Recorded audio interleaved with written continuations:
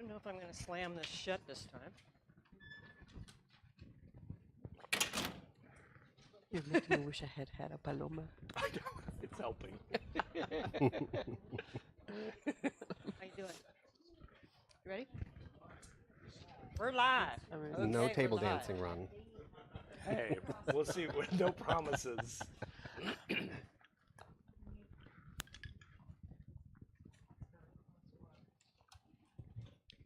Okay. I'm going to stand in front of you guys for 2 seconds for my little Of course. yada yada. Hi, everybody. Hi. My name's Sono Osato, and welcome to my studio, and welcome to the 12th edition of the Gutter Blood Talk Show.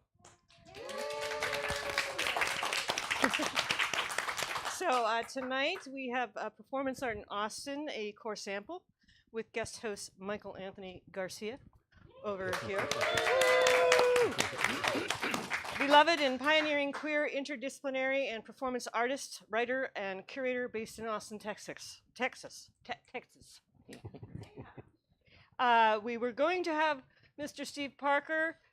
His little person got sick, and for those of you who are parents, you know what that means. So on the count of 3, I want you all to yell, "Feel better, Steve." 1, 2, 3. Feel better, Steve! All right. We love you. Okay. We also have Laura Gutierrez, who is the artistic...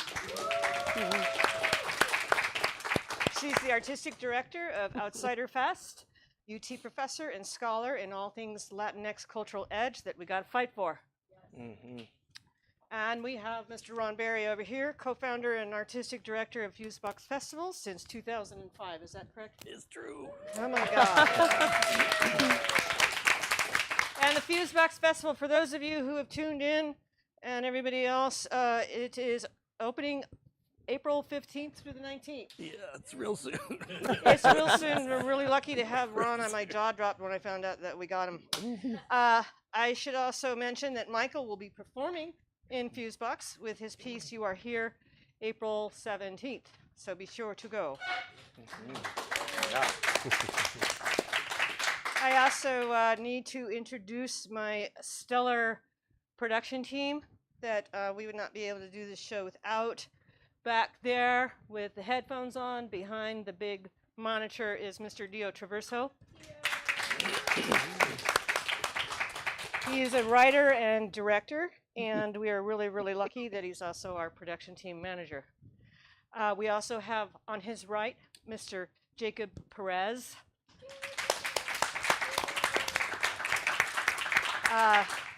Jacob is the founder and the lead designer of Resilient Design. How do I put this? Basically, he's a wizard, and so if you have any needs up that alley, give him a call. And we're really, really lucky to have him as our media and website manager and our sound engineer. And then back over here we have Rita Marie Ross, and she's been with me from the very beginning, and I would never have been able to do this show without her. And over here we have Mr. Jim Hickox.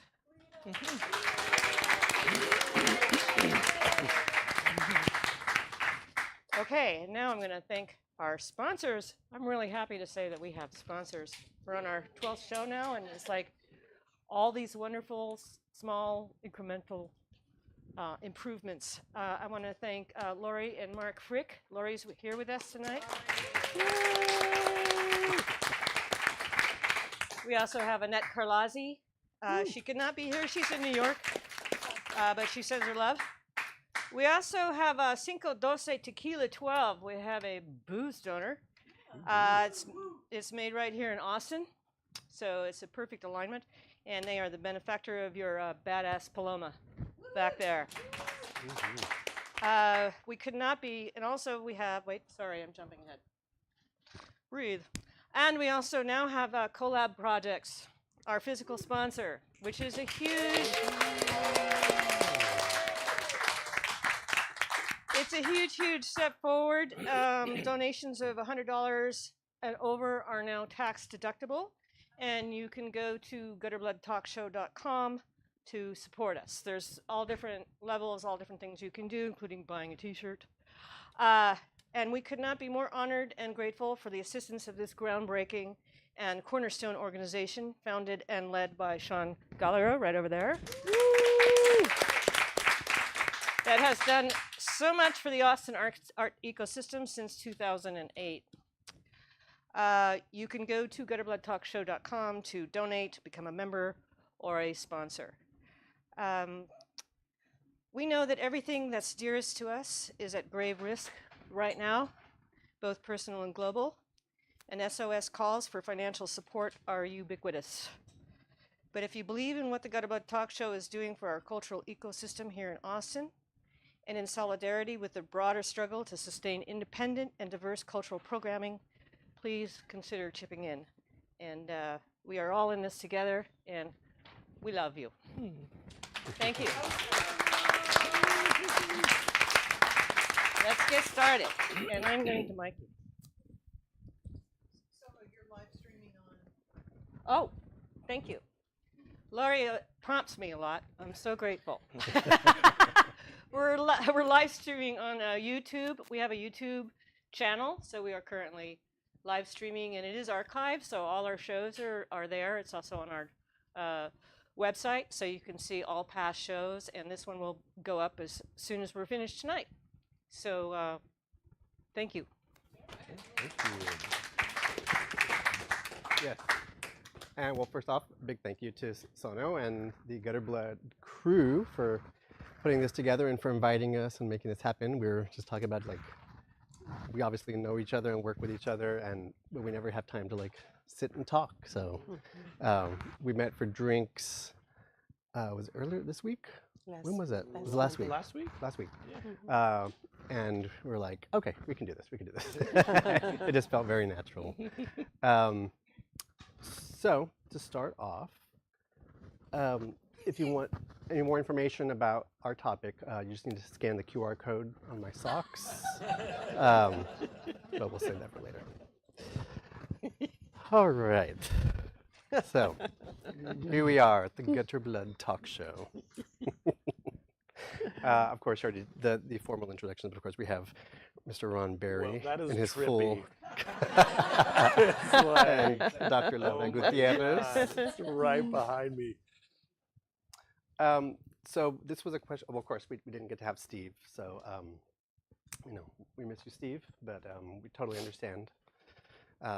We talked about possibly one of us doubling as you between questions, but the shaving and putting the hair back on would be a little bit too much for us. So I had a question for him because we kind of was brought up the other day over drinks. But if one of y'all would want to tackle this about the distinguishing between performance and performance art to kind of lay that groundwork for the conversation. Do either of y'all want to tackle that? Flip for it. Well, I mean, I think we both kind of, it was a question that Steve brought up, asking Michael for clarification. When you say, do you mean performance or do you mean performance art? And I think that both you and I kind of, and then you, of course, attempted to answer that question from our knowledge base and where we work from. Yeah. And I think performance art, it's sort of a very specific kind of, has its own history that comes more from the visual arts. And yeah, it's part of art history as a field, as a discipline. And whereas, and I think both, but I don't want to speak for you, but I think both Ron and I, and you can enhance or rectify later, but performance is sort of a wider concept, right? So in terms of thinking about the way that as someone that works with and within performance art, but also performance with sort of a wider umbrella term. For me, performance is an embodied practice that, I also would want to say that my working on this or working through these ideas comes from an academic standpoint. I come from academia, and I describe myself as a performance studies scholar, among other things. So that's where I'm sort of coming from to answer the question. So for me, performance is an embodied practice that is worthy of analyzing, understanding, because it has a social, cultural, and perhaps even economic impact that we need to pay attention to, right? So that's sort of a wide understanding of performance. I'll punt it to you, and then we can. Yeah, no, it's a fun question. And like with Fusebox, we work with so many different kinds of artists from so many different contexts. That's actually like part of the reason we started. Is like my background was really in the performing arts, but I was always interested in visual art and film and music, and I think a lot of the work that I was interested in kind of lived in between things. I think as a human, I often feel like I live in between things, and I'm drawn to things that are hard to classify and kind of. But at the center of that, I think at least my work with Fusebox, we're always interested in like the live situation, the possibilities of just like being in a room with other people. Part of that's sometimes architectural. I think it's always also there's bodies involved. But yeah, and then there's like all these frameworks and lineages from like when I think of performance art, I do think of like specifically a visual art lineage. I think like in the UK, you also have like live art that they would, and that sort of starts to tap into like experimental theater and sort of some more drag and cabaret. And I think in the US, I've also like heard the term like contemporary performance, which is also maybe more like experimental theater and dance and forms of dance that are sort of feeding into that. But all those histories are interesting and important. I think I also, like I said, I think because I'm interested in things that are blurry and hard to describe, I think also part of me doesn't care. I think I am interested in something that has a charge that it like is like that it's exciting to be in the room with, or it's interesting to be in the room with this thing. And yeah, I think that's what excites me. But certainly like an embodied, there's a dimension of it that is about the body, and whether that is, a site of like research that's like ongoing research for that artist, or if it's a site of storytelling, if it's histories, it's like it can be so many things. But and I think I mean, the other concept that comes to mind is time-based arts, right? And I think that to me is could be live performance, could mean that there's sort of a body sort of executing an action in front of us. But I think the important thing is sort of like that container of that moment, that experience that we live through collectively, right? That makes it different than, sort of perhaps watching a video performance in a gallery, right? That doesn't sustain your attention in the same way as if you're like, sitting together, like these people are sort of watching us right now. This sort of this moment of like, we have your attention, right? And I think that artistic happening, that everyone's paying attention to, is one of the things that's exciting to me. Whether we call it performance art or or performance or. Yeah. So I have a question, because both of you kind of brought this up during the pandemic, especially. You both worked with performance, but virtually or on videos, and so should we still call that performance? If it's because we're saying it has to be live and activate to. Oh yeah, it's a fun question. I remember we were having this panel with It was 3 Fusebox choreographers. Annie B. Parson, she's amazing choreographer. She like does choreography for David Byrne and St. Vincent, and she's awesome. And then Oakley Akpakwasili, and they were talking about sort of like digital versus sort of human bodies, and they're like, God, this is like, as dancers, as choreographers, like this is an essential, like if you take the body away, like you're not talking about my work anymore, like that's it. And then there was like someone a little younger on the panel who was like, yeah, I'm gonna call bullshit on that, like my digital life is like an extension of my body that is for me every bit of much as my of my physical artistic practice in a way. So I don't know. I think in that moment we did so our festival was scheduled to happen in April, and like the shit with COVID went like in March, and so it was like we were like real fresh in it, and like we had just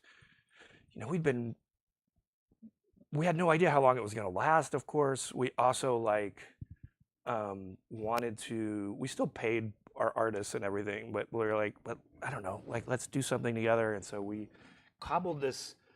It was a 3-day broadcast, and people were like zooming in from their living rooms, and I think it was just fun to like kind of fuck around with like what you could do in that space, and like could you make it more human, and like could there be a sort of fragility to it that gets at something a little more alive, and play around with time works really differently on a screen than it does in a room with the people, and so you could do something for 15 seconds that like maybe you wouldn't like call people over to do a 15-second performance. Well, it's funny because those are literally things that we were trying to get during those times of COVID. It's like make something more human because we lost that contact. So I think that's I don't know. I did feel like it was interesting to us at that moment, and then like a year later, like we were like, yeah, we don't want to do this again. We've done enough of that shit. Like, no more of that. Let's just give some money to some artists and let them go make some stuff, and like no more of this. Yeah, we had at Outsider Fest, we had, I guess because our festival is in February, we actually did it in 2020, and then, things shut down. And then we're like, well, we don't know what's going to happen, whatever. And then we just started to pay attention to what everyone was doing. So by the time that we had to decide for 2021, we had seen people, attempt so many different versions of it that we knew what to do and not what to do. We still tried something virtual, and even then we were like, let's not do it again. In comparison to Fusebox, Outsider is sort of contained within one specific location. Even though we might sort of move here and there, it's mostly, and has been at the Vortex on Manor Road for quite a bit now. And we decided that those of us who were in the programming team, we were still at the Vortex, and we would be sort of speaking to an audience in the so we made it a little bit more theatrical, but we played a little bit with that, and then some people zoomed in, other people we're sort of just trying to work a shortened version of the festival virtually. But I think that to go back to the original sort of larger question, it might be a generational difference that sort of thinks about, is it performance, is it not? I tend to also think about the question as long as people are making things and we're like sort of thinking and reflecting on and what the bodies are doing, whether they're mediated or they're live on the stage. So I have that sort of tendency to sort of think that way, but I do think that it's not something exclusive to or this idea or this concept is not exclusive to a conversation about what we did during, sort of the lockdown or pandemic times. I think this has had been in sort of an ongoing conversation about among, sort of performance theorists for decades now, right? Yeah. And I don't think there's a resolution about, if it's documented and we see it, is it still performance? I think that those questions are still sort of there, but I like not having the actual answer. And I think there are people who will be like, Peggy Phelan would say, no, it's no longer performance. That's something else. That's a different. It's a recorded version of a live performance. Other people would be like, no, not because they're younger, but because they're sort of like thinking about the body expressing itself in larger. Yeah. So. Yeah, no, and I definitely had that question because I got into grad school right before the pandemic started, and I was like, I do performance. Like, like what am I going to do? I can't like a lot of our classes were even just virtual at first. And so then I started making things and recording. I was like, well, is this video art now? So I was like, there's kind of that gray area. Yeah, I'm glad you brought up the idea of like documentation. Does that strip it of its title too? Yeah. I mean, I think that's what was so exciting about what was happening in the 60s and 70s, right? Sort of that interface between sort of everyone sort of having a camera to document, but they were also trying to sort of escape the sort of the two-dimension forms of art making, and then putting the camera on themselves. A lot of really interesting things happened at that moment.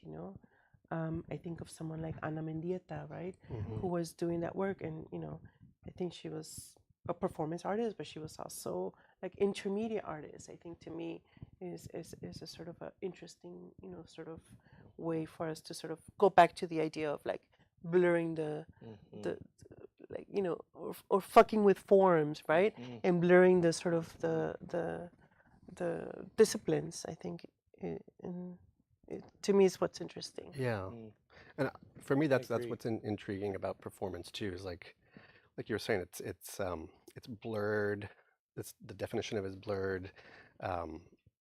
You don't have the answers, and so it is like this challenging idea, and it's also challenging the viewers. Yeah.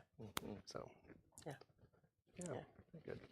So before we get too far, I do want to kind of talk a little bit about the history of performance in Austin. But like we were saying, because documentation is such a weird gray area, it's kind of hard to find some information. So this is kind of where I'm thinking it kind of started from what I found. And I'll just do this really quickly, but like really like kind of the foundations of it were from early on through UT by bringing in artists who were steeped in European modernism, Dada, surrealism, etc. And it's kind of made this experimental energy that kind of lived on for a really long time. Also, like in the 70s, kind of dabbling in it a little bit, like the Chicano art movement here in Austin. So you have artists like Santa Barraza, Raúl Valdés, who are Chicana artists in Austin, using performance or performance adjacent work to address social issues, and then like even like making community developed muralism as performance as well. And that's through CASA, which was the Chicano Art Student Association. Then in the 70s, late 70s, is kind of where things kind of started to coalesce a little more, and there's more information kind of coming out.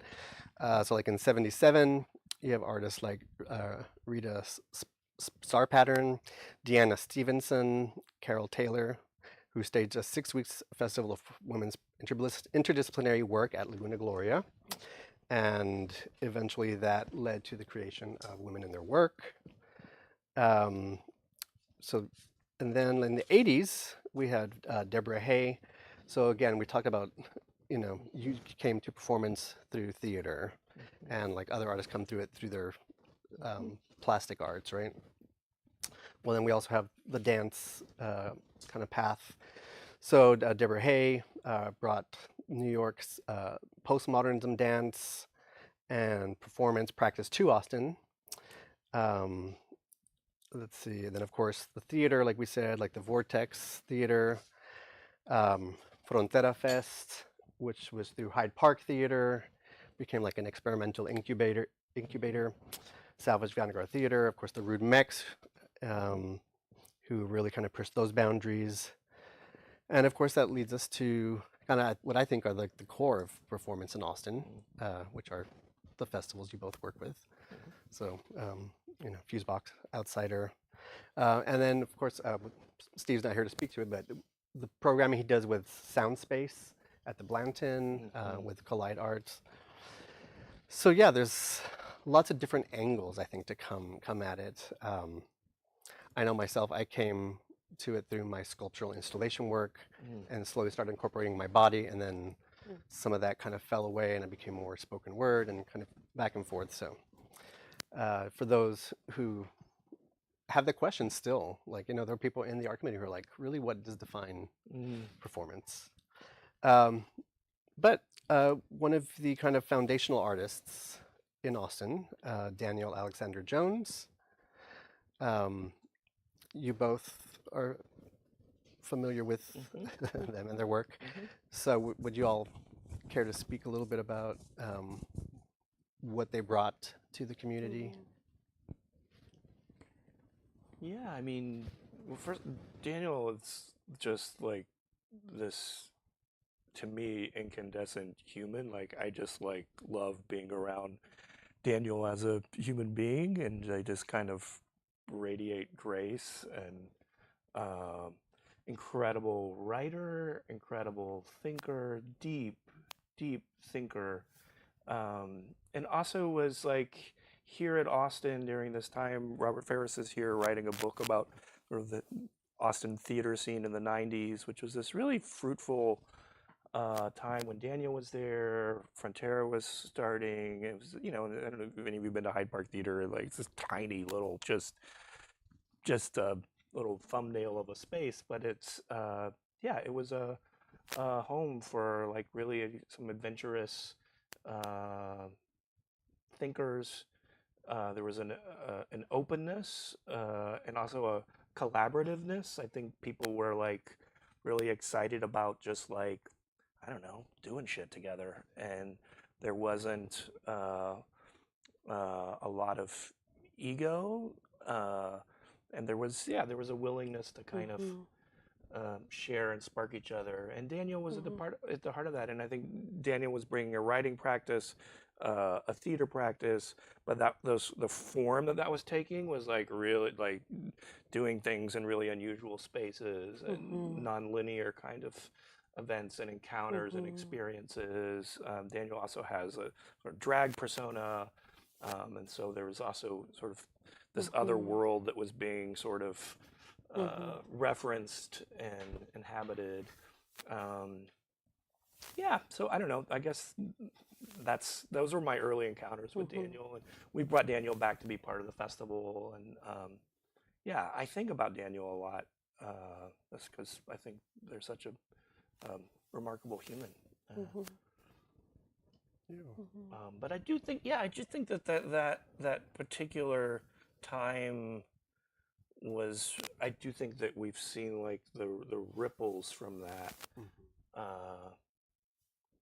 Yeah, particularly in the sort of, or for a couple of decades, we saw the ripples from that in the sort of theater and dance and performance community. I mean, I unfortunately arrived to Austin when Daniel had already left to New York. And I think, but I do remember sort of landing in different spaces where Daniel will be sort of evoked quite a lot. And I became really interested in, you know, what they've done, or sort of in terms of thinking about the people that Daniel worked with while here in Austin. In addition, there's a lot of course, relationship with what with UT and the sort of Daniel's teaching at UT and so forth, right? But also with the other people that were there, that were part of the sort of improv jazz or theatrical jazz sort of circle with Sharon Bridgeforth and Omi Jones, right? So that whole group was sort of doing really, I think, really interesting experimental boundary pushing work that then I sort of became acquainted with because Omi Jones became a colleague at UT, and I started hearing about what was happening, and to this day I still hear of younger performers, younger artists who are like, yeah, I didn't know I was an artist until I took a workshop with these folks, and I think that those sort of ways in which the experimentation and sort of thinking about performance, or the sort of the performance scene as an incubator really strong here in Austin, and the way in which it's still being felt. I love the metaphor of the ripples because I still hear it. I mean, I heard it just like last week, right? These ripples with the younger artists. That's nice. Yeah. So I want to make a statement and get your reaction to it, but I'll make a little bit of I'll read a quote after. So performance art is inherently queer. And I'm basing that on something that Bell Hooks wrote, and it really resonates with me on many different levels. But saying that queer is not as being about who you're having sex with. That can be a dimension of it. But queer as in being about the self that is at odds with everything around it, and that has to invent and create and find a place to speak and thrive and to live. And I remember coming across that in grad school and being like, oh wow, that's me on many levels, and in my work as well. And I was like, and for me that just became synonymous with performance, how I define it. How do you all feel about that? It's an awesome quote. Can you read it again? Sure. Yeah, just to like Sit with it for a little, queer not as being about who you're having sex with, that can be a dimension of it, but queer as in being about the self that is at odds with everything around it, and that has to invent and create and find a place to speak and live, to thrive and to live. Sorry, to speak and to thrive and to live. Yeah. And for me, because I feel like performance is kind of the quote unquote redheaded stepchild of the art world. It's often the butt of jokes. In fact, I shared with y'all earlier I don't know if y'all have heard or read David Sedaris's work. He has in one of his books, he talks about him dabbling in performance art, and it's hilarious because it just speaks to all the tropes and and just like but yeah, and so I feel like the fact that it does have to push against boundaries within its own art community sometimes, and the world itself, and so that's why I'm like, that's very queer. Yeah, I mean, I think we go back to the sort of the ways in which disciplines are fucked with, are blurred, are sort of I don't know, made to be elastic. See how far we can take sort of an idea, a question, a thought, an image. Let's see how far we can sort of pull it, just to sort of break it from the sort of normative social structures of our perception or our understanding of the world. I mean, we're sort of like are socialized to behave a certain way. We all have these sort of conventions, right? That we learn and we socialize and we practice. But I think sort of queerness, it is about that. It's about challenging everything that is normative, and that's also art, Mhm.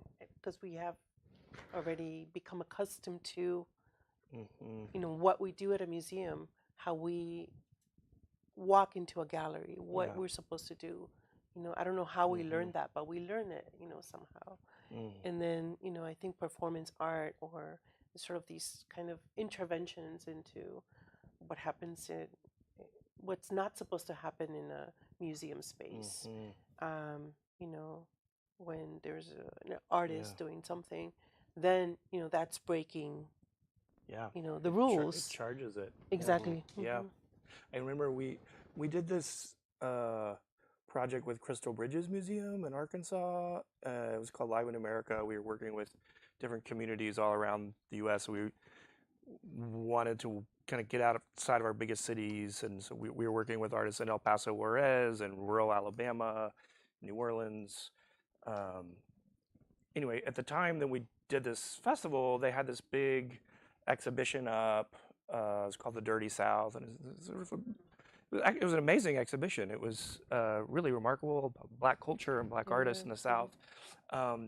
We brought up 60 Black artists from New Orleans, and they like basically threw a bounce party inside Crystal Bridges, and like it was fucking awesome. But also just like the politics of these bodies being in this space, like not two-dimensional on a wall, but like dancing through these halls. Like it just was like chart. It did something that was undeniable and exciting and awesome. And so anyway, I think that Yeah, no, it's definitely, yes. It's pushing those boundaries for yeah, sure. and I think related to that, and we talked about this when we got together for drinks. I think there's also something when thinking about performance, which it's sort of about like this, and often I think the self is like inextricable from the performance. Yeah. You know, it's not necessarily like a well-made play where you're like a character, you're someone else on stage. I think in performance often it's like even if you're in a costume, there's also you're still you, and all the politics and all the cultural memories and histories that are part of you are also sort of part of the work. And so I think this also speaks to what you're talking about as the body becomes a source of contradiction, of pushing against a thing, of standing up for itself. Yeah. Anyway. Yeah, I would say even like a little element of discomfort. Like, how many of y'all been in a performance and you're like, oh my God, I hope they don't have audience participation. Like, please don't walk towards me. Oh my God. You know, you don't necessarily get that in like traditional theater or whatever. Yeah. Well, yeah, sometimes you do. Well, that's true. That's true. That's true. That's true. Yeah. But I think it's that it's you know, the difference between representation, like where you're sort of in a character that someone else wrote your lines, you know, the body and the performing body it's a vehicle, right, to sort of like, you know, sort of channel an idea but whereas, you know, when you perform, Michael, you know, it's always you, right? So you're presenting and not representing as much. I mean, we all do social performance, you know. Sure, yeah. You know, you're doing an amazing, you know, sort of with your outfit. That's very performative. But you know, when we sort of think about, you know, sort of the difference between performance art and theater in terms of, I distinguish between representation and presentation because you're always you. The self is still with you, right? And you know, as someone, again, sort of from my academic work, it's very important, you know, sort of to think about those things, especially when I'm talking about racialized, you know, sort of subjects, and that sort of just adds a layer too, right? Because you're always going to be read as, you know, not just Michael Anthony Garcia. You're going to be read as queer, Mexican, brown, you know, all these things are going to be read onto you regardless of course. yeah. So that's I Yeah. think another dimension to Okay. this whole thing. Yeah, I like that. Yeah.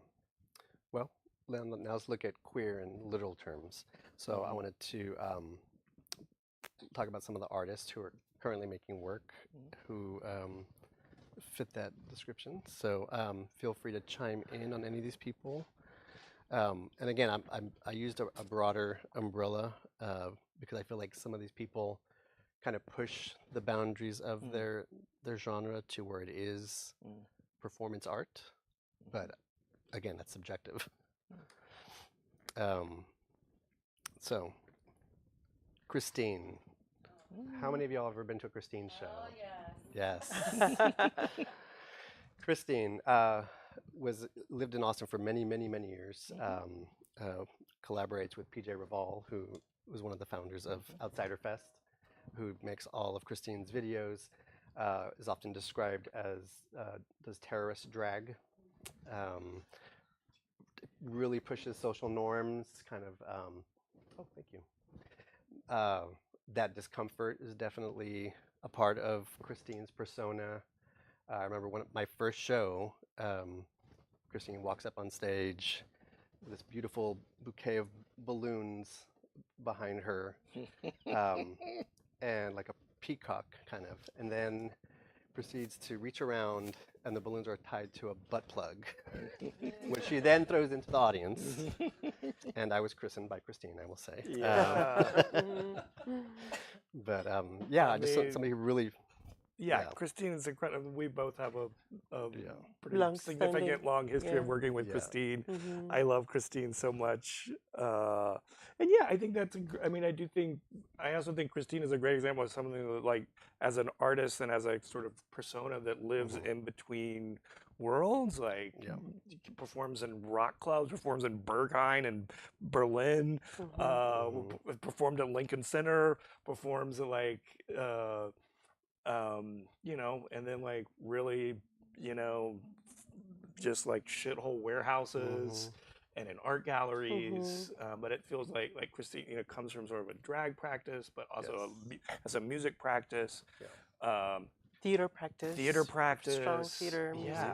Yeah. But it is such a live experience. Like when Christine performance starts, like you can be like talking with your friends or whatever, then you're like, oh shit, this thing is like happening, and I am here with it right now. And we talked about this a little bit, and maybe we talk about it a little bit later. But too, I do think that I think a thing that really interests me about performance is this distinction between being a spectator to something and being a witness to something, and like I'm really interested in like being what that means to be a witness to something. I think to me it conjures like a certain kind of presence that you are in the room with the thing, and you can like witness something hilarious, you can witness something heartbreaking, horrific, any the whole sort of range of human experiences. But it's like the invisible line between you and the thing is evaporated, and you're in the same space together. And I think that those kinds of moments and experiences excite me. And I think Christine is like so masterful at like bringing us all, dissolving those lines, and we're all in the room together. Sweating together, laughing together, being scared together, singing together, moving our bodies together. It's awesome. Definitely, Yeah, and I mean, I would just add, to what you said in terms of sort of thinking about the importance of Austin as this incubator for experimenting with sort of, I have this idea, and I have this kind of, I don't know what it is, if it's sort of like something that's like constantly nagging at you, because you have this sort of, sorry, my brain is giving me Spanish words. And anyhow, sort of like the idea that it's like, sort of Paul Swallow moves to Austin, short after Hurricane Katrina. And, the story of the birthing of Christine is sort of like just kind of like being sort of like just thrown here to to Austin because of this sort of climatic catastrophe, and sort of just basically sort of rising from the sort of the sewer. I think that's, I'm paraphrasing, but that's the story sort of Yeah. I've heard about how Christine kind of emerges from that moment, of being in Austin and also not being kind of very content with, yes, there's sort of a sort of more traditional drag practice with Rebecca Havermeyer. There's a sort of a experimental theatrical practice with root mix, and but I'm also working at Starbucks, like through the drive-through, and like I'm trying these jokes on the customers that come through, right? So all of this sort of thing coalesces with Christine's just wanting to do something that's different and breaking the mold, and that's how Christine emerges, right? Yeah. To the point that Yeah. it's, I think Paul is one of the true geniuses that has come through Austin. Not just with Christine. I mean, it's currently on Broadway in Rocky Horror Show. I don't know if you've seen. But, and I brought this up the other day, like the improv banter, the like quick fire thinking on stage, performing between the songs, between the dancing and everything. It's like just like amazing, just amazing, amazing person. Yeah. Okay, next we have Andy Flores, who Laura knows quite well. If you want to. And has a show in the festival next week. That's right. Yeah. That is correct. Yeah. Do you want to? I mean, I haven't seen it yet, but it has to be, right? Yeah. So I saw it, and I've been. So full disclosure, Andy Flores is my grad student at UT. So we've known each other practically since Andy started the doctoral program, and sort of speaking about wanting to do something different. Andy, has already came with a strong art practice, whether it's performance or making sort of video or object-based work, wanting to do something that would be a better avenue for her research and all of these sort of questions, that she had, exploring art and what does it mean to do sort of, especially to be sort of a scholar that writes, critiques of art, right? And that's what the show is about. But basically, what Andy will be doing at Fusebox, and we got a sort of a preview a couple weeks ago during a Latinx Studies Association conference. Basically, Andy's performing her doctoral dissertation in this show. That's what will happen at Fusebox. And yeah, with the big question of like, what is the usefulness of art at this particular moment? And then also with that, it's like, how do you write about art, and what is it? Yeah, these sort of big questions. But yeah, Andy Flores, in addition to sort of doing this sort of writing and performing of her work, that she'll do at Fusebox, and that she's also done another piece, a different piece, at Outsider a few years ago. Also, and then earlier this year, yeah, she also did something with Sam. So she collaborated on a piece with Sam Meyer, who's also going to be at Fusebox. So Andy's sort of really well known here in the local Austin scene right now, but also does drag, but does drag in a way that is like not you're more like, I don't know how to define it, but I mean, you see, yeah, it's kind of here, grotesque. very grotesque, right? Yeah. Would you? I don't. I haven't talked with Andy about this, but like, there's a element of like clown to it too. Oh, for sure. And I Oh, feel yeah. like there's kind of Yeah. this like moment across the country right now, sort of like, I mean, Yeah. like almost like new clown. Yeah.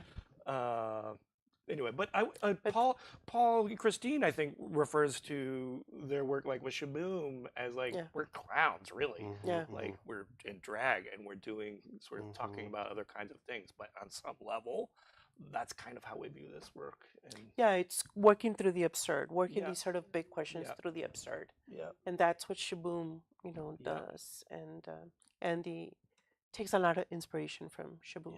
Yeah. Yeah. Okay, so since we're using broad definitions of things, our next person, I feel kind of broadly fits under the umbrella of drag as well. And that is Erica Nix. If y'all are not familiar with her, she is also brilliant. I've always thought of her as if Chrissy from Three's Company was played by Andy Kaufman. Like that's good. She- That's really Yeah. good. So it's like exercise-based performance. The first time I ever saw her, a former classmate from undergrad was in a band here in Austin and playing a show. And she's like, "You're gonna come?" So I went, and it was like, punk rock band.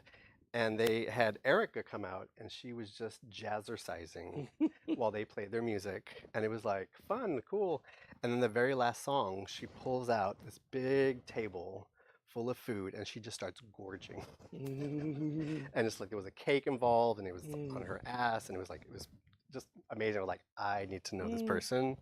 But yeah, she just really, it's a quiet genius as well. I think it's like, I don't know. I've always had like huge appreciation for her humor, and she doesn't Totally. take anything too seriously.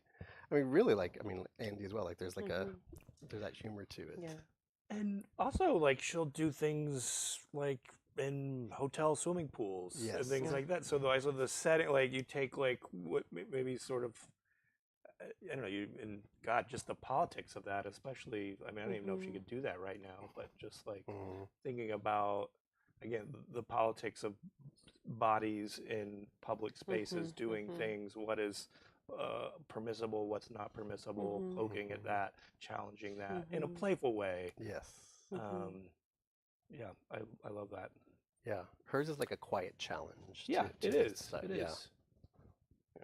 Yeah, because I mean, I think the structure for so many of her, their performance interventions, Yeah. because they really do exist in the sort of the public space, so she takes these structures of stuff that we're familiar with. Oh, let's do a tour of downtown. Let's use Cap Metro to sort of, everything about that is pretty sort of conventional, yet she's gonna like do her absurdity, but in a way that's like performing a naiveness that is really able to sort of like enter and get the critique and get people to sort of, wait, did I just see that? Because everyone's sort of just at ease with Erica. Yeah. I think. Yeah. Yeah. Yep. Totally. Yeah. So these are some of the things that she's done at Outsider Fest. She's like, I want to do a tour of whatever, blah blah blah, or these are her. Yeah. She did a hypnosis thing last year, right? Oh yeah, she did the hypnosis. Yeah. Out in the parking lot. Yeah. Yeah. So when we did this this was really early days. Fusebox. There's a choreographer, Willie Dorner, did this piece called "Bodies in Urban Spaces." This is basically a group of like 12 dancers, performers, just making shapes in public spaces. It was beautiful. But what was interesting to me was like the rehearsal process. Like for a week, they were just doing it, and we got the cops called out on us so many times, and like these people are they're making shapes in public spaces. Like that's what they're doing. But like people lost their shit. Like they're like, what is happening? You can't do that.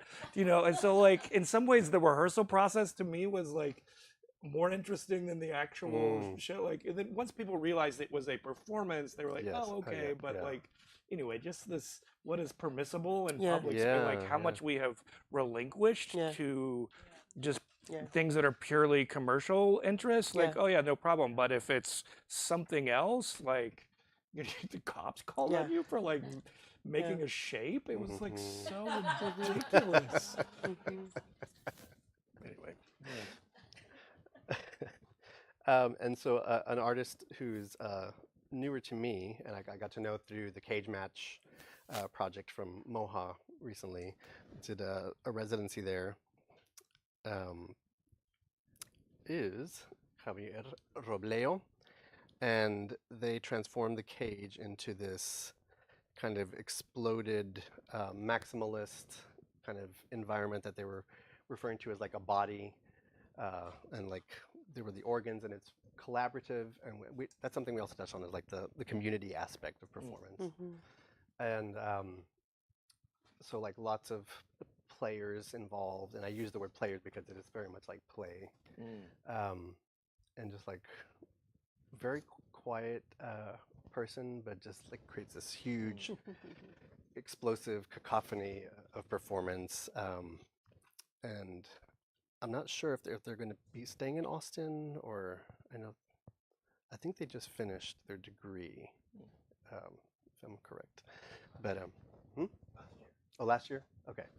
Yeah, Javier finished an MFA in the printing program at UT last year, and is now working at art galleries in Black Studies. Oh, okay, excellent. So has a job, and then also lectures part-time in printing. Yeah. Oh, good. I could say more about it. Yeah, well, I look forward to seeing more Yeah. more of their work here in town. But what's interesting is, if I could say, Yeah, as yeah, someone please do. that with Javier, I mean, printing, it's such a sort of, yes, there's obviously a human dimension to printing as the printmaker, right? But usually you create the object, and but I think Javier is also one of these that the one medium is not the answer kind of thing. So really wanting to sort of go beyond, because of the, of whatever theory course that Javier read, or was in, or whatever theory that Javier was reading. One day I went to his studio at UT when he was still a student, and there was like all this stuff that he had sourced from like garbage dumps and secondhand stores, and was making skins because he had this idea of like wearing these skins, and he called them skins. They weren't like literal skins. They were like big puppets that you could wear, and kind of made from basically paper stuff, and that's what the idea was then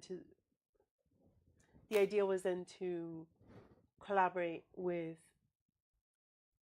another student from UT at that moment, Leo Briggs, who was in the dance program, and that's when the sort of Javier kind of like got sparked with like, so Javier is like very nascent, like emerging performing artist, even though he'd been doing print work, and other, it's like now sort of, it's interesting that you put Javier as a performer, who's someone that like basically like discovered performance like a year ago.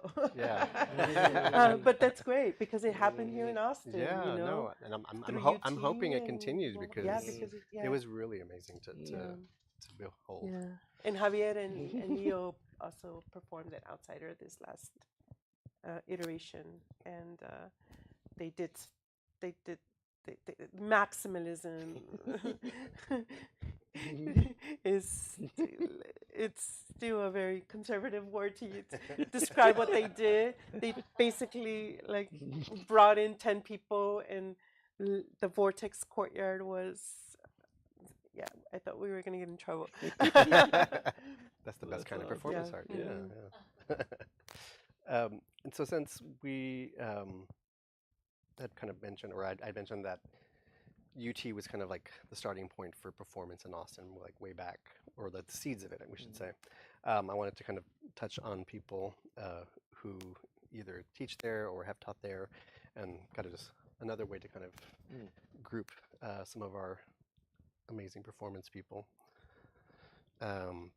So our next person is actually sitting here in the first row.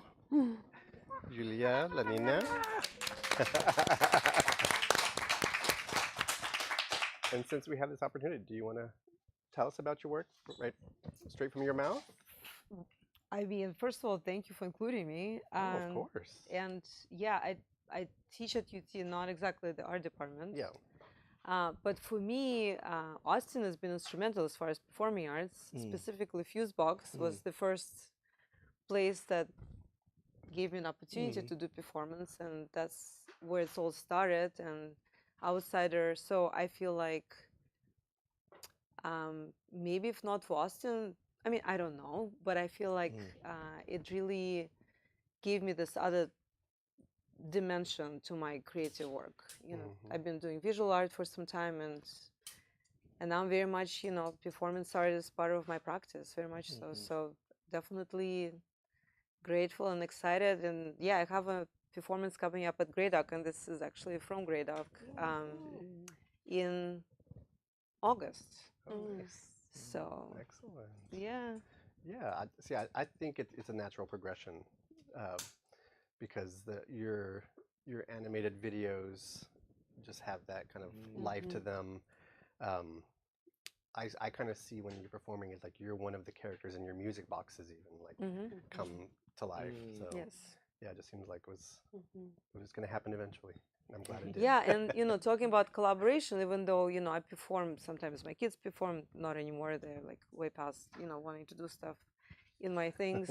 Maybe when I pay them later a lot of money, I don't know, we'll see. But you know, I worked with choreographers here, composers, directors, so it's very much Austin based and amazing people like Andrea Ariel, C.V. Goodman, you know, like so many.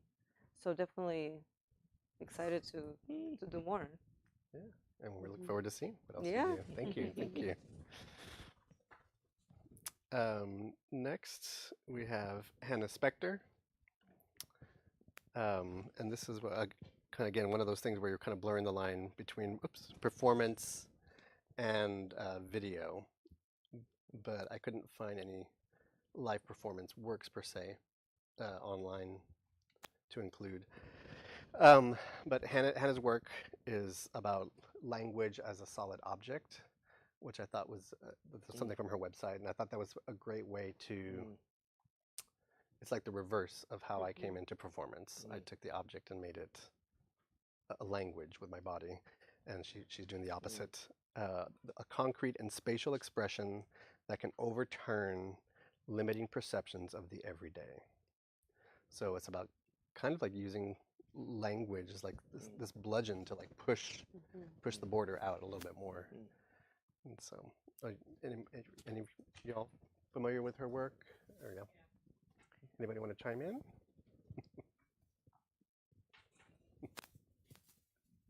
I think, I mean, I am not as familiar.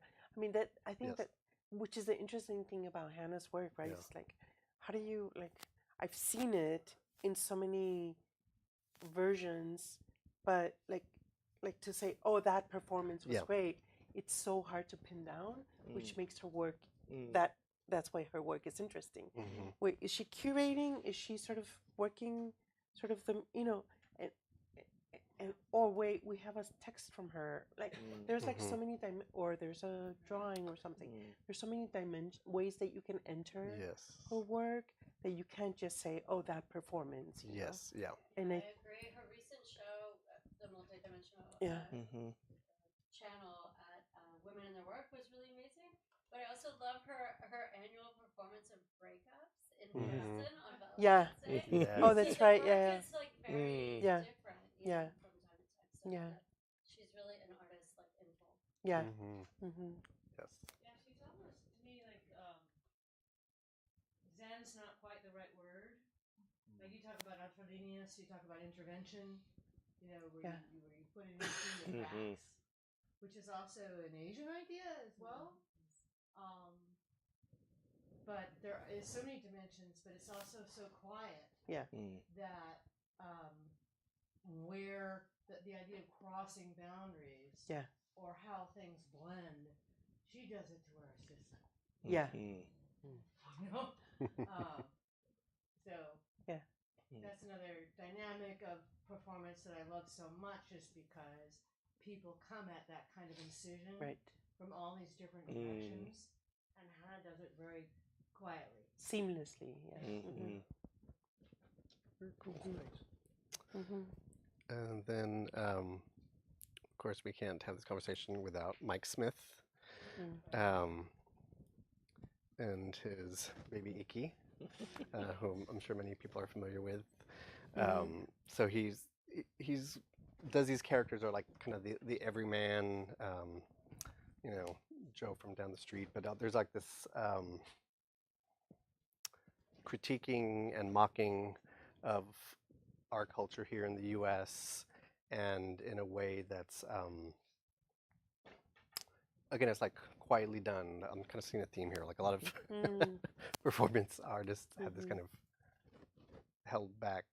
I guess we know how to refrain from doing too much sometimes. But yeah, just like this idea of questioning like entertainment as well, which I really appreciate about his work.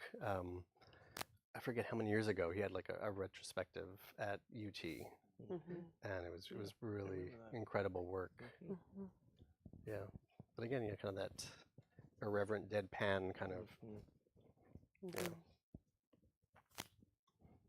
All right. Okay, so now I want to just talk about some more artists, and this is just talking about community in general.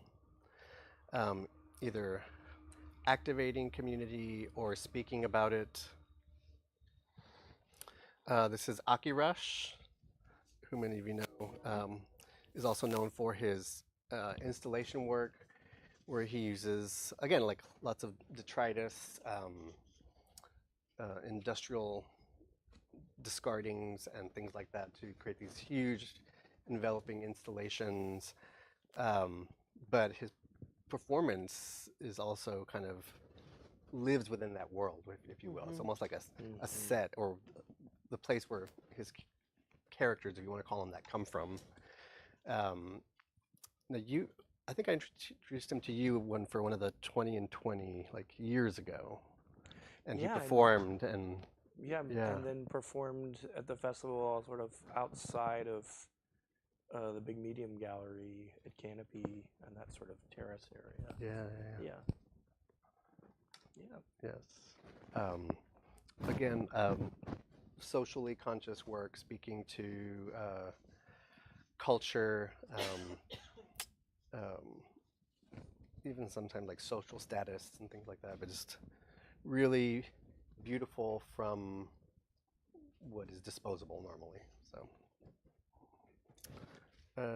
let's see, and again, this is kind of broad umbrella, but I think it fits.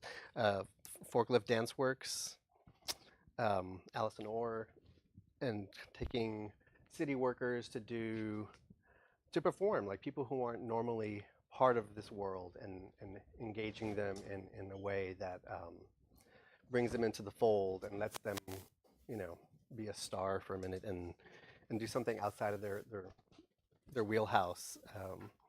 But taking, like in this example here, these cranes and doing dances with them, or, you know, steam shovels or leaf blowers that were in the previous image here. I was always just intrigued by that idea of engaging community in that way, not just as we say the spectator or the witness, but actually being a part of it, and not in the way that a lot of us have fear about being pulled into a performance. So, yeah, I just really appreciate what they do, and I feel like it's a way of still keeping Austin weird, even though that's long gone. Yeah, I don't know. It's kind of Yeah, and last stronghold. It feels like a lot of her work is about sort of making visible what is often these sort of invisible labor that's happening all around us that we're not often so aware of or conscious of. And also, I think there is also a tradition of working with sort of non-actors, non-dancers, non-performers in a variety of circumstances to like. I mean, in this case, I think it's in some ways trying to like build community and highlight this work that's happening. But I think it's often a strategy for like also getting at something that's a little more honest, or it's very human. Even if all the awkwardness of just a regular sort of person suddenly being on the stage, that you get these other kinds of, there's a fragility to it, there's an awkwardness to it that's also just very human, and there's something kind of beautiful and satisfying about that. So that's also just like a layer in this work. Yeah, like that. Do you all know of any other artists who kind of live in that realm, who create work in that way, or anybody here? All right. Here in Austin? Or just in general? I mean, I can think of a lot of artists who work with community, but often I find it really problematic. Yeah, that can get Yeah. that can get real dicey. It can get, yeah. Whereas with forklifts, I don't, I think it's also highlighting the sort of the everyday choreographies that we move through the world. I mean, in a choreographed way, and I think it sort of enhances that for us, Yeah. Yeah, but yeah. If I can, you can draw a line in this performance art community realm between Deborah Hay in the late 70s, early 80s, who was creating what she called large group workshops, which was all about you are not a trained dancer. You don't have to be a trained dancer. Your movement, whatever you do, the trillion cells in your body are active, and she would create these community performances based on that. And then 25 years later, Allison starts doing something similar. But what's important, I think, well, Deborah worked for months with people in the large group workshops before there was a performance. Allison immerses herself in whatever community she's doing for months, sometimes a year or more, to be able to feel like the dance that results is truly reflective of the community. Right. So I just think it's interesting that you've got that continuum when you start looking at those kinds of things, and that they're both saying, look, we're all performance artists. We're doing that every day. And we want to put you in front of witnesses so that you can feel what it's like when that action is spotlighted. Exactly. Yeah, thank great. you. Thank you. Yeah, it's a really good connection there. So we're going to kind of go to an area where we can just talk about some other topics that came up over drinks the other day. Laura, you had mentioned this idea of presentation versus representation. And I wonder if you could, or do you feel comfortable? Well, I mean, we sort of touched on it. I touched on it. You Touched on Yeah. it earlier. Yeah. But yeah. How about Ron? I mean, I don't know. Like, I think of,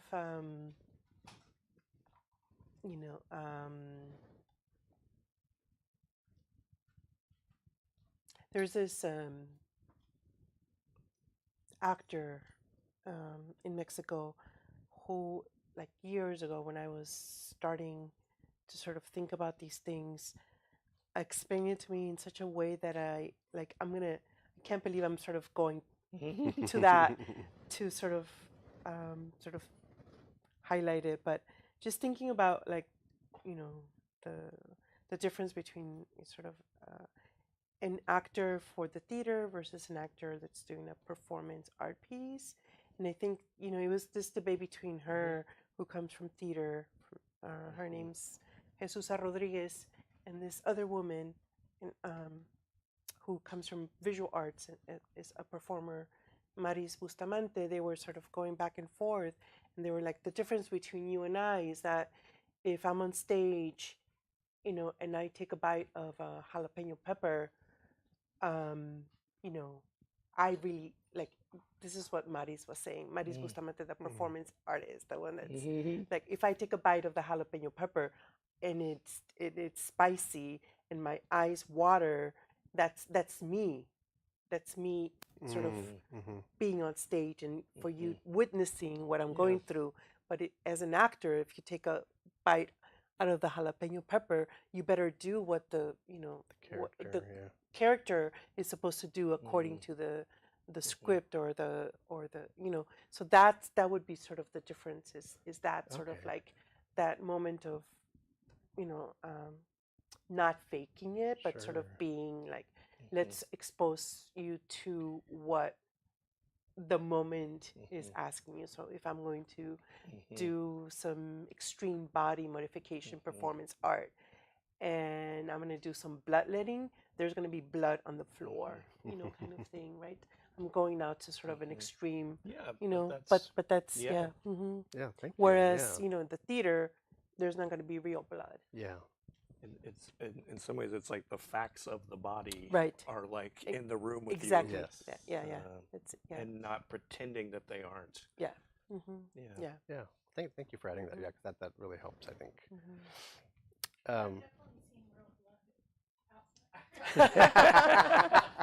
Oh yeah, that's true. That is true. Oh yeah. And now I wanted to kind of segue into like the structural reality of performance in Austin. So like where it's happening outside of the festivals, obviously, and that it's probably more grassroots, more experimental. And we talked about the idea of performance as play, and how I was saying that, you know, people are like, oh, don't you get nervous when you're performing? And I'm like, I'm very introverted normally, and so it is kind of weird to me that I can get there and perform, but it's something about it. It's like, it's just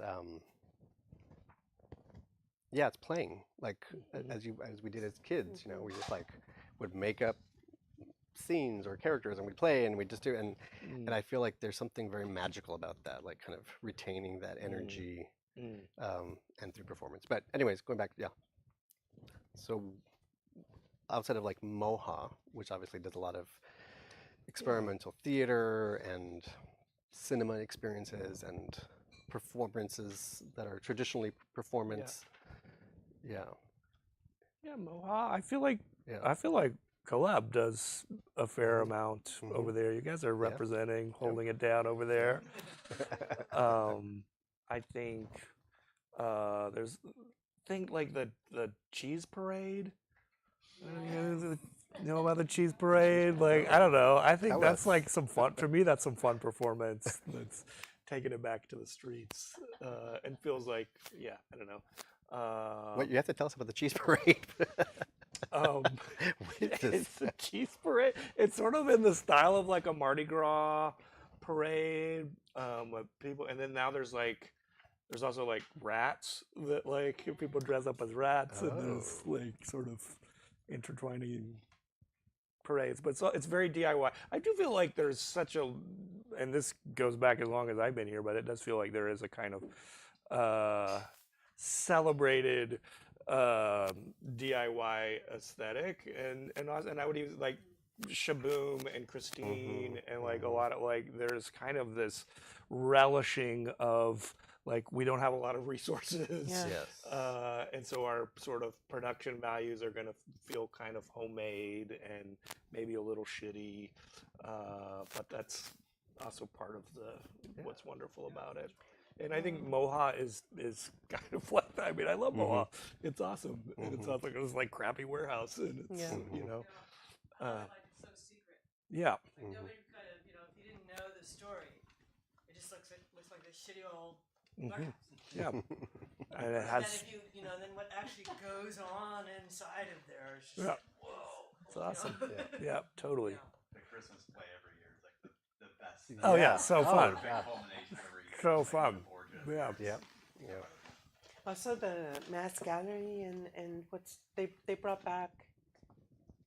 What is it called? Glam, which is the sort of performance art open mic, where you basically go and perform for 6 minutes, but you sign up, right?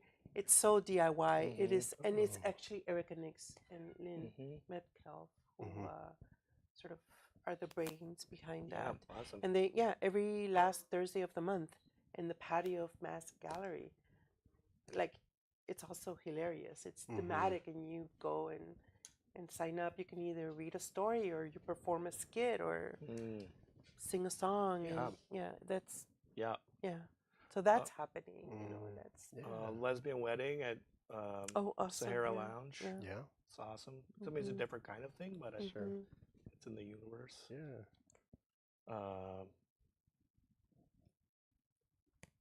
I But don't know. not a lot.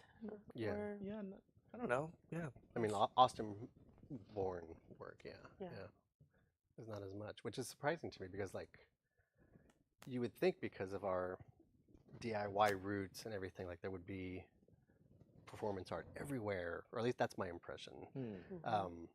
When I can think about like other cities, like in Houston, I've participated in a couple of performance festivals there, and it was like stacked with local people who had been making performances in alleys and this and that, and I was like, that should be us. And I never quite understood why, you know, at the incubator that we are and as collaborative as we all are, that it hasn't, like, we don't have a larger scene, I should say. Yeah. Well, in the 90s, there was something like that. I think it was when Linda Montana was still teaching at UT and just ignited a whole group of her students into into pursuing performance art on a regular basis. And they created the Performance Art Church, which they called Peach. And they did monthly shows or bi-monthly shows, usually with a theme. But it was a very fertile period, and it's exactly the sort of thing you're talking about. But I think sometimes those folks decide to go somewhere else besides Austin, and if they go, a lot of times that institution goes away with them. Yeah. Yeah, it's an interesting question. Like, this is just like a bigger question in some ways, just like what like makes a scene, or like what are the ingredients of that. Like, I think like affordable, but like, can you just afford to live there as an artist? Like, generally, is there cheap spaces where you can do shit in? But then also, it's also just like sometimes about people. And like sometimes like a couple of key people can like really like spark a thing, and a couple of key people move away, and a thing can like, you know, die. True. And That's it's also true. like, I don't know, I think there's that feels natural. Like, not everything doesn't have to do this forever. Like, it's not you know, thank God. Like, so. But yeah, and I felt like that coincided a little bit with like this sort of moment when like more experimental theater was like also like really like it was like on fire. There was like I mean, that's really, when you talk 89, 90, 91 is when Sharon Bridgeforth moves to town. She starts doing her solo pieces, and then that becomes group pieces. Daniel Alexander Jones moves to town. He's just starting to become a writer and is developing things that eventually lead to Jemima Jones, which is just such a brilliant alter ego for Daniel in so many ways. And yes, there was a lot of freedom. There's a lot of playwrights coming to UT who then start creating work that really straddles the line between traditional theater and performance art. Somebody, I think of Katie Pearl and Lisa D'Amour, who just decided they were going to take over a bend in the road at Lamar, where there was no development. It was just a bunch of grass, and they just sort of started doing weird movement stuff in that area. They called it the Grove, just to sort of entertain people driving up and down Lamar on a Saturday. And they were there, I think, for like 6 hours or something. No, I don't think anybody called the cops, but it was kind of a funky, you know, just, it's just like, let's just go out there and do it. We won't ask permission, we'll just do it. And that was kind of the 90s all the way through. People felt freedom, people collaborated, people supported each other. It didn't last. I mean, as Ron says, sometimes those things can't last for too long, but it was a really glorious period while it was there. And while I've got the floor, I just want to add a shout out to the Vortex, because Bonnie Cullum I was thinking about the Vortex as you were talking. Was such a godmother to the performance art scene, bringing in Holly Hughes, bringing in Tim Miller, bringing Annie in Sprinkle. Annie Sprinkle, bringing in Quentin Crisp. You know, it was just, you knew the Vortex was the place to go if you wanted to see that in a performance art in kind of an institutional environment. And God bless them, local people like Rat Girl. Were you around for Rat Girl? I do remember Rat Girl. I watched Rat. So Rat Girl was an alter ego character in kind of a shitty Minnie Mouse suit, and talked with a, I don't know, it's like a weird voice, and you never knew what Rat Girl was going to do on stage. I happened to be at a performance where they were kind of complaining about critics and had a copy of the Chronicle, and Rat Girl puts it on the stage and drops trow and peas on a copy of the Chronicle in front of the audience. And it was like, well, okay, I've seen everything I need to see. But anyway, it's just to say, Bonnie was really great about providing that space and that freedom for so many different kinds of artists. And I was just still and through still Outsider. and now And still, we're so grateful for Bonnie and the Vortex. But I would, this last iteration of Outsider, I was talking to Bonnie at the bar after one of these extreme performance art things that we witnessed, and Bonnie's like, I had not seen anything like that since 1980 something. And then I need to go back and talk to Bonnie, because before the Vortex was an actual physical space, they didn't have a space in the late 80s. They were performing in Mexicarte. And I did not know that history of when Mexicarte was open to extreme performance art. So I have to get to the root of that. But Bonnie has the story, and and that's, they performed for close to 2 years there before they had the physical space of the Vortex. Cool. I didn't know that. Yeah. So shout out to Bonnie. Well, and one of the things that's so interesting about the Outsider Festival and thinking about it being rooted in one space is that even if you go year after year, the power of like live performative work is that you don't feel like you're in the same space. You don't think, oh, I'm just like back at the Vortex and I'm in the same space. Like the power of live performance to both kind of work and transform the basic architecture of a space is incredible, because you're like in a new environment every time a new artist goes in, even though you're there 3 days in a row, going from the tent, going back into the main building. It doesn't feel repetitive because each artist makes it their own space. Exciting. You don't know what's going to Yeah. Yeah.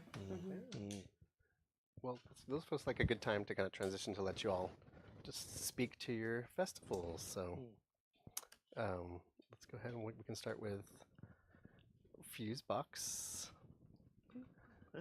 Here's some of the little. Yeah, so I don't know what. Yeah, we were started 22 years ago. Myself and some other friends. We started in the back of what is now Canopy. It was the space called the Blue Theater. Canopy was a Goodwill distribution center at that point. We had a performance space and we had a little gallery. It was at first it was the Fresh Up Club with Dave Bryan and Pete Duggins. And then we gave it to Mass began there. And we just had like some time free in the space and we were like, let's do a festival. Yeah, we wanted to create a moment in the year that sort of created some connective tissue between our work in the performing arts with other kinds of artists, and we also wanted to like connect with other artists living in other parts of the world. So it's kind of just about sharing ideas across art forms and across geography, and with the live situation kind of in the middle of that. And we had $5,000. We had no idea we would do it twice, much less 22 times. And I think that speaks to like some of that spirit of just like, you could just kind of try something out, you know, and you have to have it all figured out. And like, yeah, it wasn't, I don't think it was actually very interesting what we did, but we were like, let's do it again the next year. And then at some point we were like, oh yeah, I now, after doing it like 3 times, you'd be like, oh yeah, I think I can start to see what this thing could be. But it was, you know, grateful to have a community and opportunity that allowed us to do it a couple times, but like not really knowing what we were doing. We grew our work largely through partnerships, through community partnerships. And that was a way at first just to do some things that we couldn't do with our $5,000 budget. And then I think that quickly became this kind of core, really core value and essential way of working. It was through partnership and collaboration. And like everything we do now, we do in partnership with other organizations, with other curators. We do stuff with Collab, we do stuff with you, we do stuff with Women in Their Work, with the Contemporary, with MOHA, with the university. And that feels like it allows for other kinds of things to happen, but it's also just like fun. Like it's fun to like dream up projects with other people and like what would be interesting to do together. And like that's so like keep some joy in this work. I think it also like for me it's like I'm interested in like a plurality of perspectives like shaping what this thing is, what the festival is. That's interesting to me. And I also want the festival to kind of feel like it's in this place that we live in. And so I think part of that is like offering the siting of these different projects and different kinds of spaces, but also the work is being informed by other people that live here and have connections to this place. And so it kind of, my hope is that the festival kind of on some level vibrates like this place a little bit. And like, that's exciting. We, after 20 years of doing the festival annually, we switched to a biennial. This will be our first edition of that next week. It was starting to feel like we were on a hamster wheel a little bit, and it's like what the fuck? Like we're not doing this just to like do a festival. Like there's also a lot of festivals in Austin. So we just wanted to take more time to imagine each festival, to invest more in the creation of work. We prioritize paying artists. That's a core value of ours. I think also like the past 20 years have also been kind of an ongoing investigation of festival. Like why do a festival in Austin, and what are things that festivals are maybe uniquely good at doing that other formats are not as good at doing? And then what are some things that like our festival could be doing that a lot of our other festivals are not doing? And so, you know, how can a festival live in more meaningful relationship to place and the multiple communities that live there. And what is it? How do you go to a festival? Well, you get a ticket or you buy a pass. Well, like for 10 years, we just like did away with it. We're like, the whole thing's free. Let's just fuck tickets. Let's like let anyone go to anything that they want to and like do that. And like, so I don't know. I think for me, that is fun. And I think switching to the biennial was part of that we just wanted more time to keep kind of interrogating what this thing could be. I think we're interested in doing more things in public spaces. I'm very interested in creating these kind of shared these events, these situations, these projects that kind of become part of our shared memory of living in Austin together. And so every time you walk by this building, you're like, oh, do you remember that thing that happened there? And like, I think that's because I do feel like we have broadly like relinquished so much of what's possible in these spaces. And so I like reclaiming that so that public spaces can be places where ideas happen and experience happen for us, not for commercial interests. That's interesting. Anyway, that's kind of it.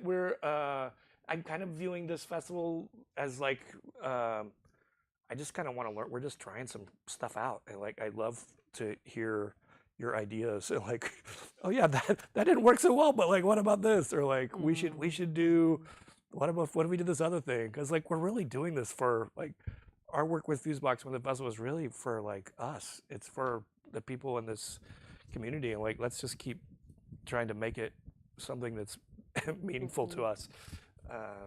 Yeah, anyway, that's what I got. Yeah. Thank you. All right, next we have Outsider. So you mentioned earlier, Michael, that PJ Raval, who did the first, sort of Christine music videos, and is a filmmaker and also a professor at UT in video and film production, is also one of the founders of Outsider Fest, alongside Kernalt. And for many years, both Curran and the rest of the original sort of team of Outsider are people from their community. They were coming to Outsider as a way of centering queer and trans art, queer and trans artists, and also sort of going away from sort of the film world, because they had both been, and other people had also been working with aglyph, perhaps the sort of the experimental sort of part of aglyph, which was I think called Polari, which I think Kernalt used to program, but they were still wanting to do more, sort of bring in other art forms. And so this is sort of the story that I know from that. I became involved with Outsider as soon as I arrived to Austin, but sort of my involvement slowly increased over the years.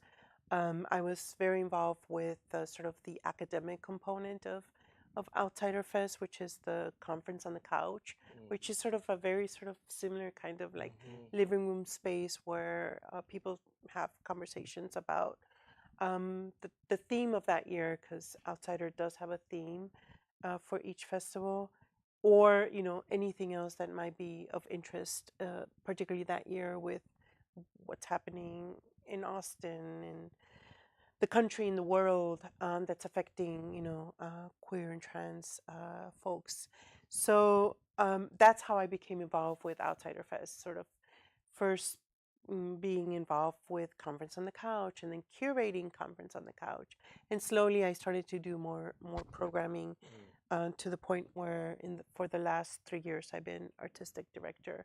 So Outsider, with Kernalt stepping down, and then PJ was the president of the board, also stepping down, that there was sort of a moment in which Outsider was also sort of questioning. There was conversations about what was going to happen, because of their departure. And that's kind of where we are still. I'm trying to decide, how long I can be artistic director of a festival that I didn't, found. And also, as you all heard, I'm also I wear multiple hats. Most of the other hats I wear are at UT, so that keeps me really busy. So I'm trying to sort of think about, sort of the balance between what I do as a researcher and also as an administrator at UT in relationship to Outsider Fest. But I think, one of the things that I've been, really wanting to do was, yes, centering queer and trans artists, but also, with other intersections, particularly of, BIPOC artists, artists from this hemisphere, from the southern globe, particularly, wanting to sort of, if you will, diversify, and not have it, sort of be thought of as sort of a queer, a white queer festival. As the early years, that's sort of what it was tagged, even though it was never that, but that was the perception of Outsider. So that's my work in terms of sort of thinking about what I can bring to that. And staying within the vortex is very important. Staying within the sort of the flow that was described earlier between the tent, very DIY, that sort of tent.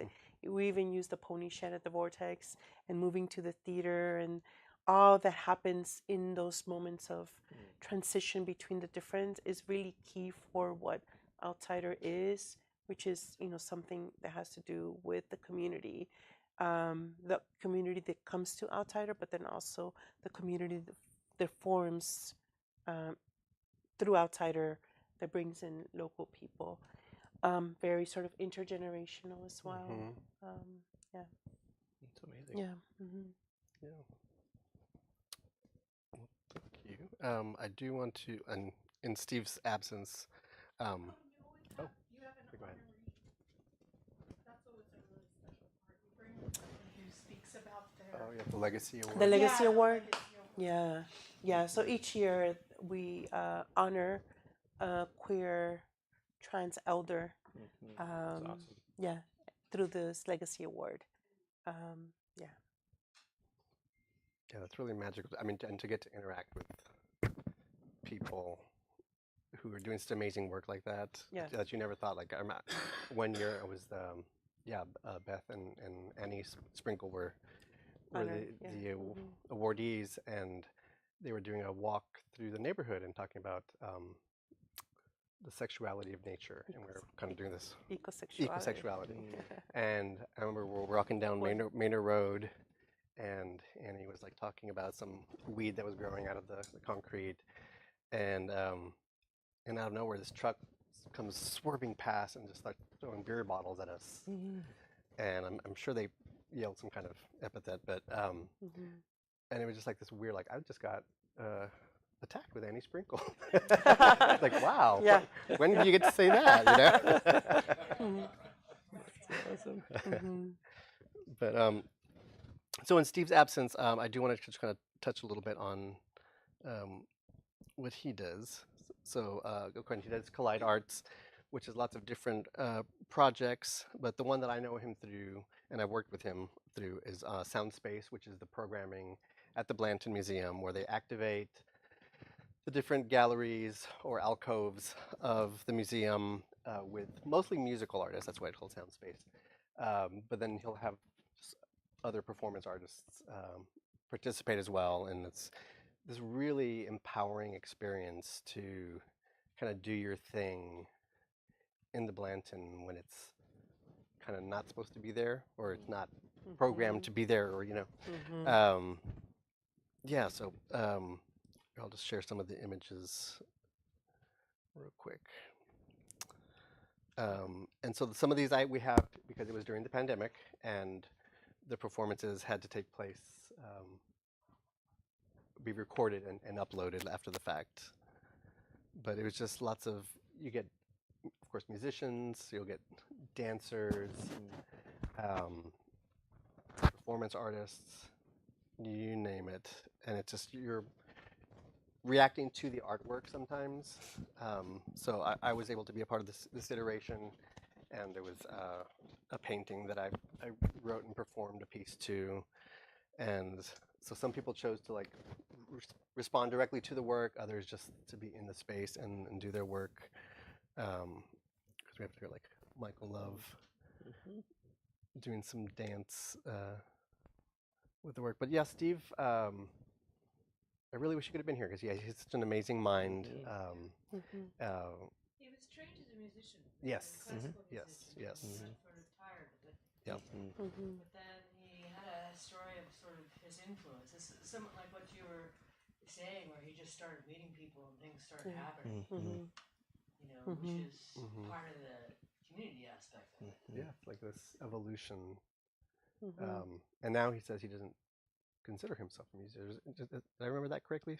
Yeah. Like, or he doesn't perform music live anymore, outside of his performance-based work. But then we do have some footage of his performance here from a fuse box. Traffic jam. Traffic jam, and this was so much fun. Just making music on wheels, basically, or with wheels, in some instances. I mean, that's some Keep Boston weird shit right there. Yeah, that's what I'm saying. That's what I'm saying. Yeah, it really has that vibe. Anyways, but yeah, just want to kind of give you a little snippet of Steve's work as well. Yeah, do y'all have anything you want to wrap up with, or any takeaways? Well, I wondered if there was like, I mean, if I know there's so many, but is there just like a project from the past few years that you were just like especially like proud of, or that still just like lights you up, or like, oh my God, I can't believe we did that, or yeah, and I think I gave you some of that footage from that. You know, one of the few times that we took a performance outside of the Vortex space was last year, 2025, with where there was one of the ways in which Outsider is curated. It's sort of a combination of you know, sort of selecting the legacy award. That's sort of the job of the AD, but we also accept submissions because we want to sort of cast a wide net. And there was this proposal that came from 3 people that had performed at earlier iterations of Outsider and had been to Austin through different ways, right? Dorian Wood, Mass Gallery, and then also at Fusebox, but then had performed several times at Outsider alongside Carmine Escobar, who had performed at the Contemporary and performed at other places in Austin, but mostly through Outsider, and Leche de Virgen from Mexico. So they themselves sort of begin to talk about possibly collaborating at Outsider in the future. None of them are based in Austin, but they like love Outsider and love Austin. And when they proposed this, I'm like challenged in a good way to sort of think about how this could happen. There was no way that it could happen at the Vortex because of the physical space. They needed more space. So we worked with Moha, and we ended up being sort of like a commission piece, just because there were so many parts that we ended up sort of paying over what we usually pay the artists, and then the production was much more expensive. So this piece I'm like really, really proud of, because awesome. The collaboration that happened, and then the energy that was felt. It was the closing piece of 2025, and that was sort of, to me, one of the culminating moments of what I've been able to do at Outsider. That's awesome. And I also don't think it could happen anywhere but Outsider. So it has a particular stamp to it that I love it. Yeah.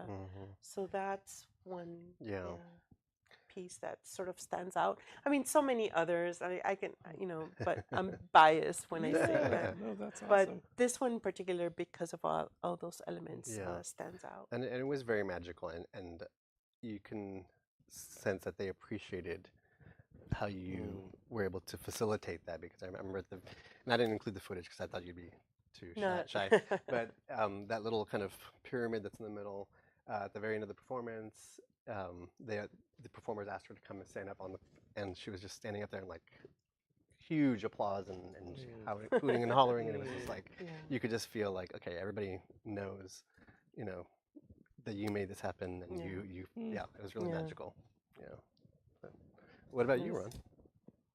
Oh, you got 20, you have a lot. 20 years. There's a lot, yeah. I mean, I love this Guadalupe Maravilla performance that we did, and this parking garage that was like so awesome. There was a photo of it. Yeah, I mean, this was.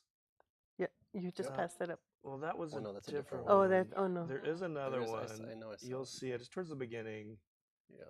Maybe. There was the bodies in urban spaces. Yeah, shapes.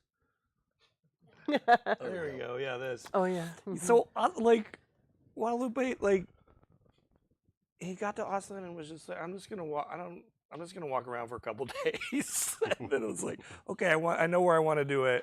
I want to do it at this parking garage. And we're like, okay, great. And so the audience was lined up all around all 5 sort of stories of the parking garage looking down. We got this 50-foot long inflatable alligator, and from out of its mouth came these 20 young Latino women in their brightly colored quinceanera dresses, and they spill out of the alligator's mouth and they start doing these sort of traditional dances in the courtyard of this parking garage that's owned by the state of Texas. That's right across the street from the Capitol. And then he invites this all female motorcycle club from San Antonio up, and they drive into the sort of courtyard of this parking garage, and Lupe starts conducting them like this choir, this thunderous motorcycle choir, and then he's asking the audience to start sort of chanting down racism from all 5 stories, and then you can see the Capitol right there. Anyway, it was just this fantastic fever dream that was beautiful and wild and charged, and then it was over. It was 20 minutes, and I remember it like it happened yesterday. That was just a really special one to me. Yeah. Yeah, I got to see both of those, and I'm incredible work. Incredible work. Yeah. Well, unfortunately, Steve's not here to tell us his favorite performance, but surely it was one of mine. He told me to tell you that. Oh, thank you. Good. Yeah, anything else you guys want to share before we wrap it up? Or anyone else out here want to ask questions or give context to anything that we said I think or didn't? Really the magic of it is sometimes the production and the conversations and all the work that you do with the artists can be, years in the making, and then the performance is usually they're 20 minutes. Yeah, 20 to 40 minutes, and then it's just over, and you do have to be there, and you do have to be present. Yeah. And You absolutely have to be there. You got to be there. Yeah. Magic of it. Yeah, it is. The documentation Absolutely. isn't the same Yeah. as being Totally. Totally. I mean, it's a gift in a way. Yeah. I mean, there's an aspect of it where it's incidental. It is like an intervention or a case or something that comes up, and some people get pissed off and call the cops. They are unaware. But it's kind of sneak up on people, or something happens, or and that's what makes it unbelievably special and close to ritual and close to actually some things that are actually very ancient. It's it's very powerful. Yeah. Yeah. Yeah. Great.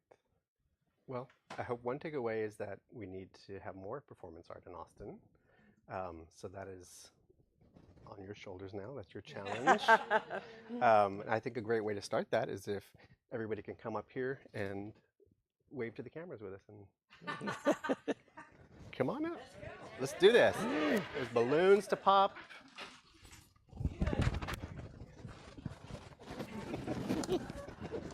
Thank you all. Appreciate it.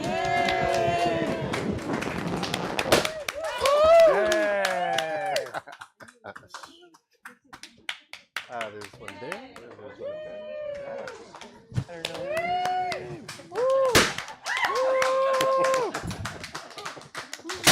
There you go.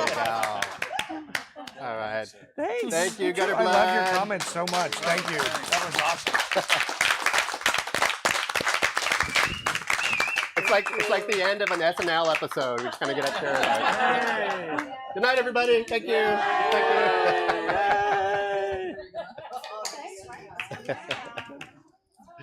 Oh, I'm glad. Oh no, it was awesome. So much. So yeah. Yeah. Yeah, it's awesome.